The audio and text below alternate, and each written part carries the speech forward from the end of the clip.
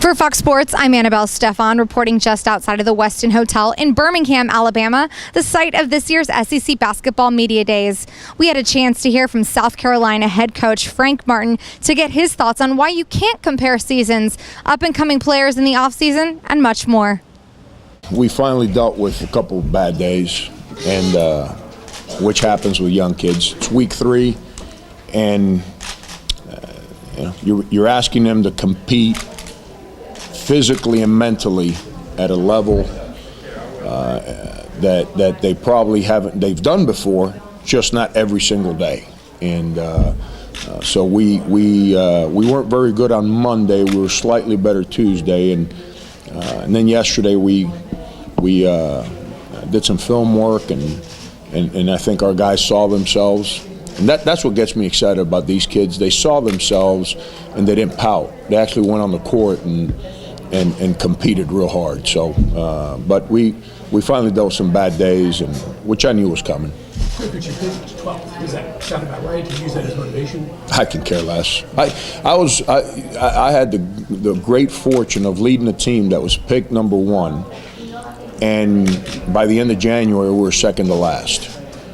And by the end of the season, we're one of the top 30 teams in the country again. The season is a roller coaster. Don't get me wrong, I'd much rather be in a place where everyone thinks we're real good and we're picked number 1. That means our fans will be excited. That means our players have a responsibility to stand up to. I'd much rather be on that side, but it's all irrelevant. It's whatever happens in October. Do any of you ever remember any relevant story in basketball in the month of October? I don't. So we got to deal with the season, and whether you're picked first or last, you still got to prepare and play every single game on that schedule. Frank, what sort of resources, in terms of talent, do you have this year as opposed to last year? We're bigger, we're longer, we're thicker. When we took the court against Kentucky last year, our starting 5 was 5'9", 5'10", 5'11", 6'4", 6'5". I looked out there and Kentucky's guards were 6'4" and 6'5". And I kind of sat back and I told my assistants, I said, we need to find some of those long guys like they got now. It's and our staff did a great job. They went out and identified guys that fit who we are, that just gives us better length, better girth. Now we got to teach those young kids how to play and utilize that length and that size. Frank, how important is Brenton Williams to this team? On and off the court and leadership role? Brent has to. We all think, me included, that because he's our lone senior, he's supposed to be a team leader, and you have to. I pressure him into trying to do that sometimes, but he's got to be comfortable in his own skin. He's got to be the best Brenton Williams that Brenton Williams can be. He can't be someone that I ask him to be or expectations that others cast on him. He's been great. He last year was kind of a roller coaster of emotions for him. I started off the year playing, then he went through a stretch of the year where I couldn't put him in the game because he wouldn't defend. And then at the end of the year, scores 38, an SEC record for South Carolina basketball, a Colonial Life Arena record, 38 points. And it's kind of funny that, I had, everyone says I'm a defensive coach and that we played kind of scroungy offense. Because I hear all that stuff that said, the 2 guys that own the Big 12 scoring record are a 6'9" power forward and a 5'11" point guard. They both played for me. They both scored 44. The guy that owns the scoring record for South Carolina in the SEC happens to be a 5'11" guy that also played for me. So it's either our offense is a little better than advertised, or our players are better than advertised. I don't know what I'm trying to say, but Brent's been great. Brent's been great. How did you get this reputation as a defensive coach and strategy offense? Because I get mad at defense because we spend so much time on the defensive side of the floor trying to teach our techniques, and I give players freedom. I try to instill as much confidence as I can in players on the offensive side, and So I guess when I go through my moments, it's usually on the defensive side, so everyone's paying attention to me on the sideline rather than the game when we're on offense, so no one really sees what we do on offense. But I don't know. I really think that rebounding and defense has to be the heart and soul of your team if you want to compete for a championship, and that's where I really put all my focus and energies into. Frank, you plucked the kid out of Santa Fe College in Gainesville, Brenton Williams. It was kind of a revelation for you. He scored some points. What do you anticipate his well-being this season? Previous coaching staff signed him, and he played for them for a year, and then played for us this past year. And he grew up a lot. He's grown up a lot as a player. Him and Michael Carrera and our two Lithuanians, they're just so much better than they were a year ago. Brent has the ability to score. He can shoot.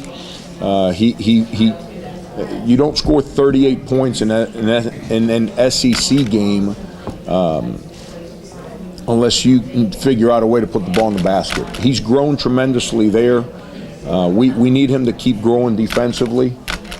He's got to utilize his speed. See, he's not real big. So defensively, he's got to utilize his speed to create ball pressure, to take offensive guys further out from the basket.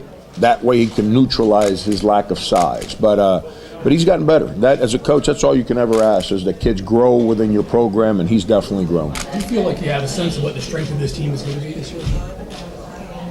My bald spot. It's hopefully light reflects off of it and gets in people's eyes and they miss shots. It's I never thought I'd be talking about being bald, but I'm going there.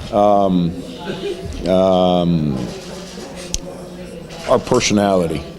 We've got an unbelievable personality in our team. We've got a camaraderie, this excitement. See, every guy that's on our team right now, they know what they signed up for. They signed up to accept the responsibility of rebuilding this program. And you need to have unbelievable enthusiasm and excitement to go in there every day and not listen to outside opinions, but believe on the internal opinions, and to rely on one another until the day that corner gets turned. And you don't know when it's going to get turned or if it's going to get turned. All you know is that to have a chance to turn it, you better do your best every day and help everyone on your side as much as you can every day. And still, there's no guarantee that there's a pot of gold at the end of the rainbow. But those kids get that, and it's fun to be around. How close are you to that? We're closer now than we were a year ago. Here, and I'm not into, because I don't think that you can ever compare this year to that year, this year, that. Here's what I do know. We won 4 league games last year, and we had the lead inside of the last media timeout and another 6 games that we lost. We couldn't close out games. For whether we couldn't, at the end of the games, you got to have guys that can make a basket. You can run great offense. John Calipari, Billy Donovan, Rick Ray, Mike Anderson, they will know every offensive set that we run when we're in February. Just like we'll know every offensive set that they're going to run when they need a basket. So you need guys that still execute and then are able to put the ball in the basket, whether it be through a jump shot, a layup, a free throw. And we can never get there. We can never make that basket when we had to have it coming down the stretch, and then we gotta get better. There are 2 things that happened to our team as we got into league play, because that's where it's hard, is league play. We stopped rebounding and we didn't defend with the toughness that we need to, and size was part of the problem. We tried, but people were just bigger than us and play over the top with us. We've got to get better in those 2 things, so hopefully we can win some of these close games that we were in. What do you think about, you're talking about rebuilding your ball club. Coach Cal goes to the NIT last year with a team that was supposed to be, another freshman phenom class that didn't pan out. And this year he's got another one that's more and it's improved. Your thoughts about that and what he does in 1 year, revamping everything? Here's the thing with that scenario, and I'm I'm speaking out of my personal experience. Now, I can't speak for Cal's experience. I'm not in his practices. I got unbelievable amount of respect for Cal. I think Cal is a relentless recruiter that coaches as well as anyone in the country. And to take on that challenge of coaching guys for 1 year, every other year, whatever it may be, is as hard as it gets. But out of my personal experience, our worst record in my time at Kansas State was our first year. And we had 2 NBA players on that roster. We didn't have an NBA player on our roster after that first year. Why do I share that with you? You can have those first year great players if you've got upperclassmen to help them understand the unbelievable things that are thrown your way that you have no idea how to handle until you go through it. When a couple years ago, when Kentucky kind of ran through the country, I wasn't in the league. But if you remember back, they had some Anthony Davis. I venture to say those are pretty good players. But the guys that came through unbelievable coming down the stretch every time were his upperclassmen. Guys have been through it before. He didn't have that last year. Well, he's got it this year again. And that's why I think, I said earlier, you know, McDonald's used to put that little sign that said 200 billion served. Well, Cal's going to have to start putting 200 billion McDonald's All-Americans served. It's the job he does recruiting is unbelievable, and the job he does coaching them is unbelievable. This year he's got upperclassmen to show all those real good freshmen he's got, kind of control that locker room when you're in the middle of the season and all the outside influences are trying to get in people's heads. I expect their team to be real good this year. Frank, do you feel like, with the way the game has evolved, that 5-man that doesn't want to play 12 feet away from the basket would rather be in the paint is almost kind of like an extinct animal anymore with the way the game is played now at every level, college, pro, high school? I'm the wrong guy to ask that question to, because I don't want my 5 guy playing offense outside the paint. He's got to learn how to defend outside the paint, because that's how a lot of people are trying to play. The game's played at the rim. If you can't pressure the rim, you got no chance to win. And you got to do it through post-ups, through dribble drives, through cuts, through offensive rebounding. And I love bigs. I believe in the low post. I believe in getting to the foul line. Those 5 guys that don't like to post up, they probably don't need to play for me, because my guys need to go inside. And, heck, sometimes we recruit small forwards. And we tell them they're small forwards, but they're such great post-up players that when they get to your program, you post them up.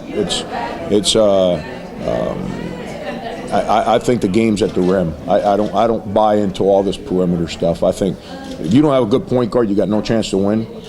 And if you do have a good point guard, then you better have people that play at the rim. It's hard to be any good unless you can pressure the rim on each side of the floor, offense and defense. Make sure to keep it right here at Fox Sports as we continue to bring you the latest on SEC basketball. Reporting from Birmingham, I'm Annabelle Stefan.